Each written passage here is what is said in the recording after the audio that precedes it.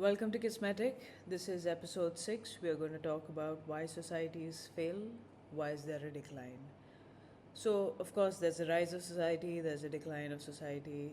Let's discuss it all. Now, when do we know that a society is declining? Like, taking for example our current state of affairs, this society is declining. So, what does a declining society consist of? How do we know? This happens when there is increasing unemployment, when the land prices and housing prices are going over the roof, when there is a lot of internal division, lack of trust, there's too much pessimism, there are mental health problems, anxiety, depression, stress. And when private and public debt is increasing, the quality of life is decreasing, immigration is increasing, which is in turn decreasing the quality of life. If you want me to make this easier, you can just have a look at what happened in Australia a couple of weeks ago. The Australians had an entire protest against Indians that they were taking their jobs, and because of which the locals, that is the Australians, didn't have jobs and money to sustain themselves, which is why their quality of life was decreasing. And this is why immigration is a very important topic when we talk about the decline of a society. We also can talk about climate change. This is huge because factories, pollution, there's just so much stress on our natural resources that now they're starting to turn toxic. There is identity crisis amongst individuals where men think they are women, women think they are men, and they are starting to take physical action towards it, which is, they change their genders in a not natural fashion, which affects childbirth. Coming to our last point, which is population. The population is not increasing, childbirth is decreasing. And these are some of the main points of what tells us that a society is declining. And as we know, our current society is unfortunately on its decline. Most of the things like Trump sending his troops to Venezuela, Mexico, the situation in Thailand, Myanmar, of course we know about Gaza, Ukraine, all of this basically tells us that the society is on a decline. Now I just wanted to talk about these points. Now let's move on. I have 3 very interesting points to share. It's something I was reading and came across and thought I'd put it out there. So I want to talk about this point called financialization. It is from the book called Capital by Thomas Piketty. He talks about these 3 points, okay? He's talking about consumer capitalization, he's talking about financial capitalization, and he's talking about monopoly capitalization. Now, what is consumer capitalization? Consumer capitalization is simply where you are the consumer and you want a piece of paper. So I go cut the tree, do the process, do everything, and give you the piece of paper. So consumer capitalization is what you demand, I provide. Okay? This is where the hard work takes place. This is where you start accumulating wealth. And then comes step 2, where is financial capitalization. Now you already have your wealth, okay? And I just want to talk about this distinction between wealth and money. Wealth is to do with anything of value. Money is a part of wealth. Wealth can be your assets, your network, land, anything that is of value that you can exchange. Whereas money, we know, is a piece of paper that is given value through which trade can happen. So, financial capitalization is to do with the growing of money. Now, you've already come from consumer capitalization where you have, you know, provided your customer the piece of paper that he wanted. So, you went, cut the trees, got a technology to compress and to create the lines and a printer, and you did all of that stuff, and then you have given them a piece of paper. So, now, while doing all of this entire process, you got to know about a lot of things, got to know people, made money, good. You made money, and out of that, a big portion of wealth was created because you got to know people, the market got to know about you, the market got familiarized with you, you got familiarized with the market. Now, you're good, you have wealth. But now you also want to grow your money. So now from your wealth, you take some money and you put it into the stock market, you put it into commodities, and you let it grow. That is what financial capitalization is, where you take a portion of your money and you put it in, not in a bank, because a bank gives you way less interest than what the markets provide. And this is the definition of financial capitalization. And then finally we have monopoly capitalization, and this is what Jio has done.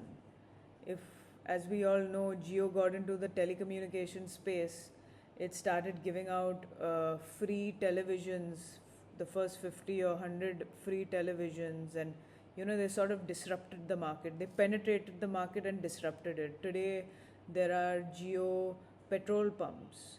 Jio has come up with water bottles, and they have disrupted the market because all the old players like Bisleri, Aquafina, etc. Jio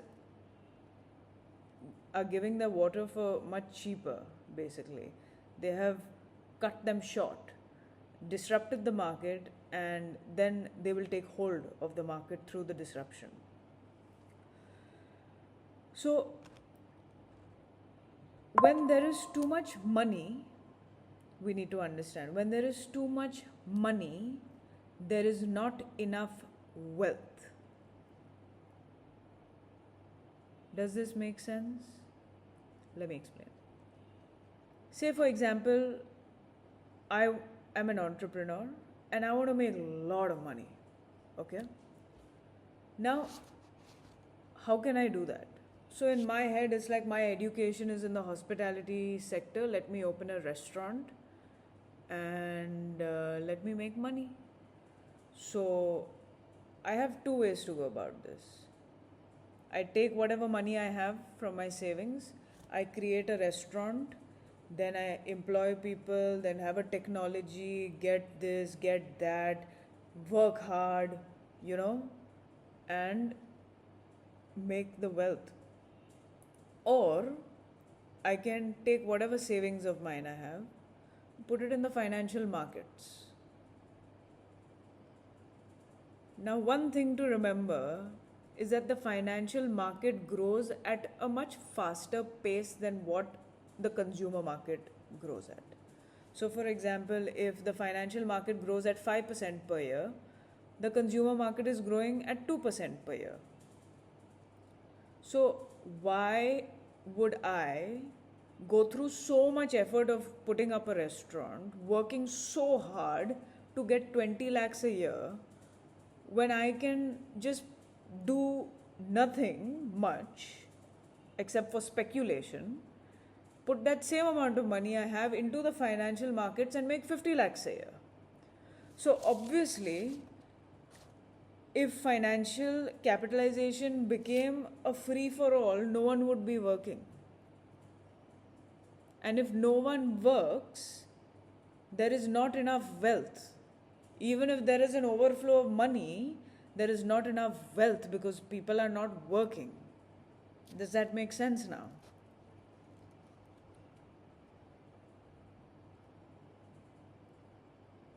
So now, when there is too much money in the system, you will often see a stock market crash or a crisis happening. Why do they say the market corrected itself? So,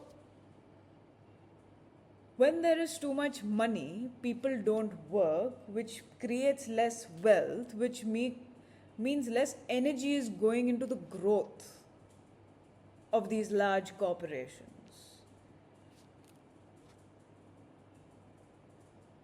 And this is what we must understand, that this crisis is not something that is to be taken as an emotional hit, but it's something that is the way of the markets.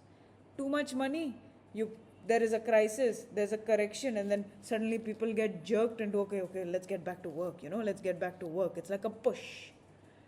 And this is the way of financialization. And in this book, Thomas Piketty says that we are living in a late stage capitalist society.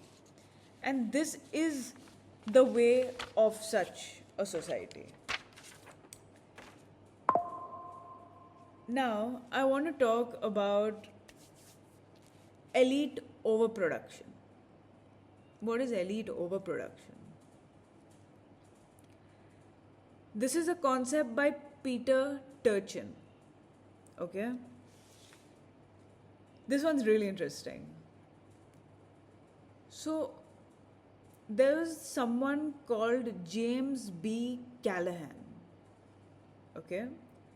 He experimented on a rat utopia. He always wondered, that what would the world be like if there were resources, there was just money in abundance. How would a society look like in that case? So he had a room and he filled it up with 10 rats. And these 10 rats, they were in the room, they were given all the food, water, everything that they required. Now we know rats, their very nature is to multiply. So after some time, these 10 rats become 400 rats, 500 rats.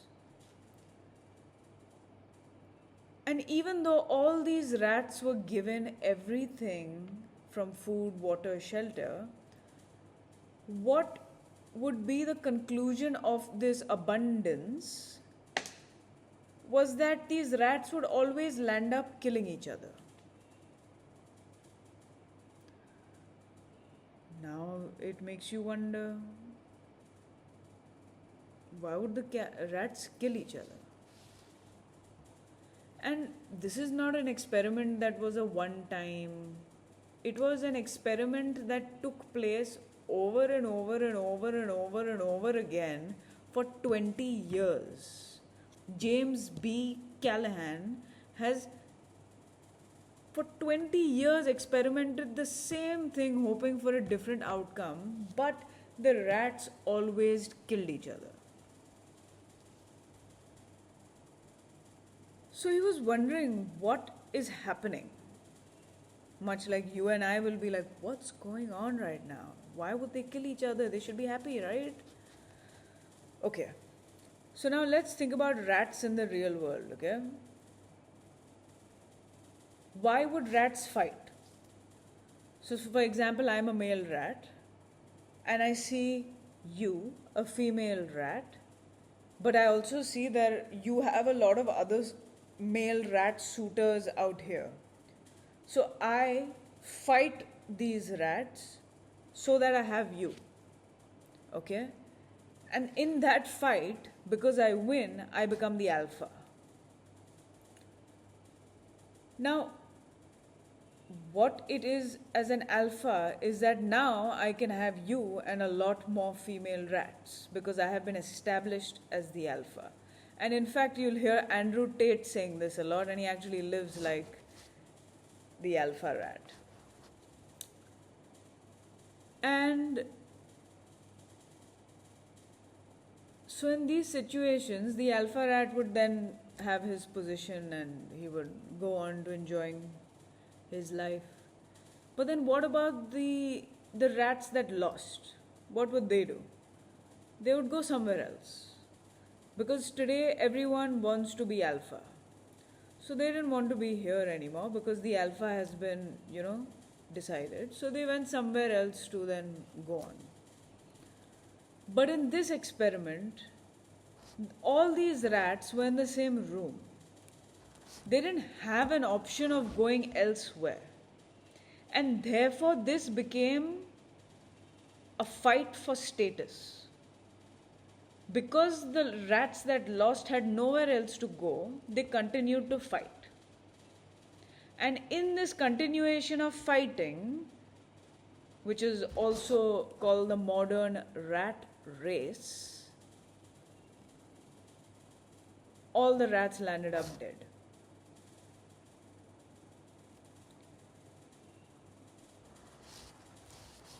Now, this is a concept applicable to the elite. That's why the topic is elite overproduction. Now, why is it that the ultra rich want to have as many kids as possible? It is the transference of power.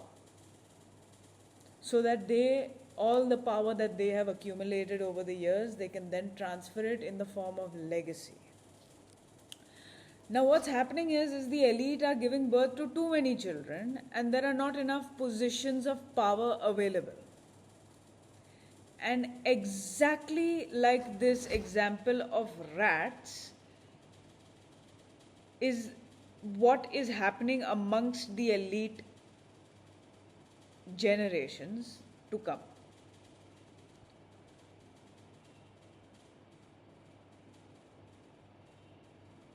So this creates very severe conflict. Now, there are only two ways out of this.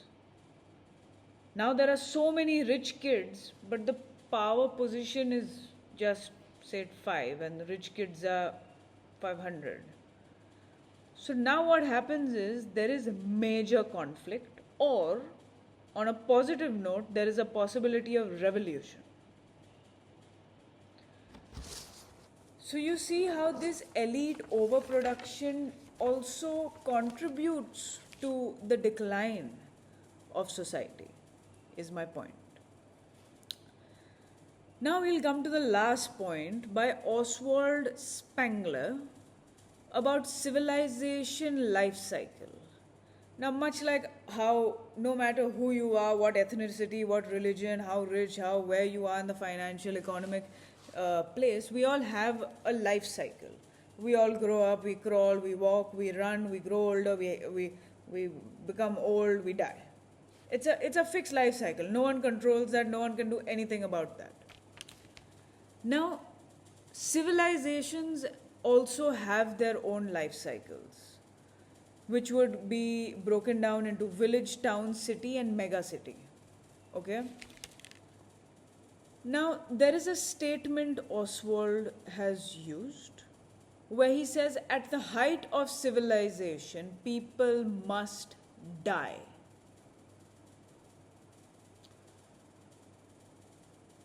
Now, this makes me think, why? Why must people die? Now, let's talk a little bit about the progression of someone who has gone from rags to riches. Okay, from village, he has worked hard, come to a town, worked hard, gone to a city, worked hard, reached the mega city. Today's mega cities are New York, Paris, Mumbai, Delhi, etc. Now, at the state of village, what happens is that things are as they are, and as you are progressing to the mega city, and when you reach to the mega city, things start becoming very abstract. Now, let me explain a little more. When we are in the village, we eat simple food, We have simple needs, clean air, sense of trust, community. We know that we have our people. And we are absolutely determined to work hard. We will work hard because we have dreams. Tomorrow, if something happens to me, I know that my neighbors are there for me. I know that my family is there for me. We are a unit. We are a solid community. I know that the food that is on my table has come from my own garden. I have a kitchen garden. I know that the milk I'm drinking is from my cow. I know where everything is coming from. I know what everything is. Now the abstraction, what I speak of in megacities, is once you've reached that stage of megacity, you have everything firstly done for you. Second, there is a deep sense of individuation where now you are an individual and you think for yourself. You become self-centered. There is lack of trust. You don't know how to work with people. You are greedy. You don't care about much happening on the outside as long as you are good. You don't work that hard because now you've pretty much got what you need. Today, you see in the mega cities how families are breaking apart. So there's no sense of family, no sense of community, lack of trust. The food that we're eating, we don't even know what's in our food. There's chemicals, we don't know who's touched it, who's made it, where the fruits have they grown in a lab? We don't know anything. Tomorrow if I'm sick, instead of relying on my neighbors, on community, or family, I just go to the hospital or I call a doctor home and these services are available. So everything starts to become abstract, you become individuated, separated, and all you then care about is yourself. You don't even want to have children because you don't bother, you don't care. And this comes to the point of separation, lack of trust, being greedy, childbirth, so there's no further population. You only care about yourself. And this is one of the reasons of decline. And there's really nothing anyone can do because this is the life cycle of the way civilizations are.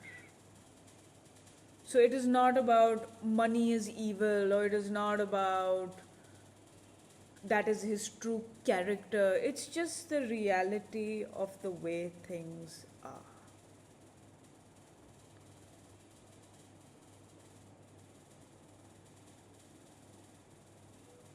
We also can talk a little bit about lower class, middle class, and the elite. Now, the lower class are the employees, the middle class are the managers, and the elite are the owners. So the elite are just doing their thing. The lower class are the actual generation machine. They are the one putting the real work, the energy, the effort through which progression takes place. They are paid less, they are kept in a scarcity mindset. And they are truly the ones because of which nations grow. Then we have middle class. They are the managers. Now they don't work much. And therefore they don't really know much. So when there is a decline, the elite, the owners, go to the managers and they put pressure on the manager that, hey, the work's not being done, this is on you, and we'll fire you if this is not done. So the manager, because he doesn't do any work, he doesn't know what's happening. So he then puts a lot of pressure on the lower class that is anyway overworked to work furthermore. And then what happens is, when things get extreme, there will be factions that are created. Now, a faction is basically there's lower class, middle class, and the elite. Okay? The elite is a tiny group, the middle class is a big group, and the lower class is this group. Now, factions are created like this. So you are getting a bit of this, a lot of this, a bit of this, and very limited of the elite. So factions are created. And now these factions fight for power. Now, because they are so entangled in their own dramas and their own power struggles, one of the factions, even if they, for example, call mercenaries in, or they call ISIS in to get power. And let's say, for example, ISIS then looks at the situation and he's like, oh, how about I take power here? What if I take over? It's so funny that even though the mercenaries have come in to steal power from them, the factions are so entangled within their own drama that they cannot and cannot see, do not care, and do not have space to understand an external threat. So, are you understanding how societies decline? These are the three different ways in which it is explained so beautifully by these three people, and I am nothing but just a medium through which I am speaking.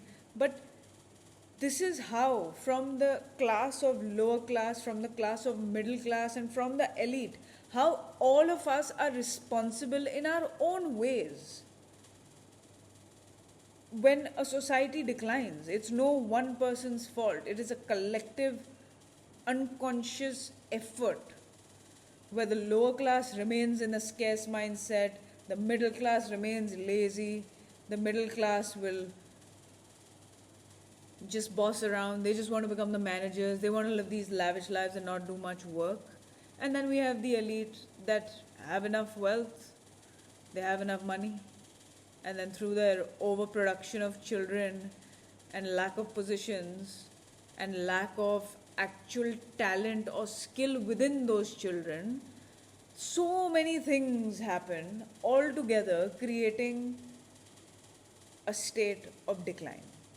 So I hope this has made sense, and I hope this has actually been understood as well as it has been understood for me.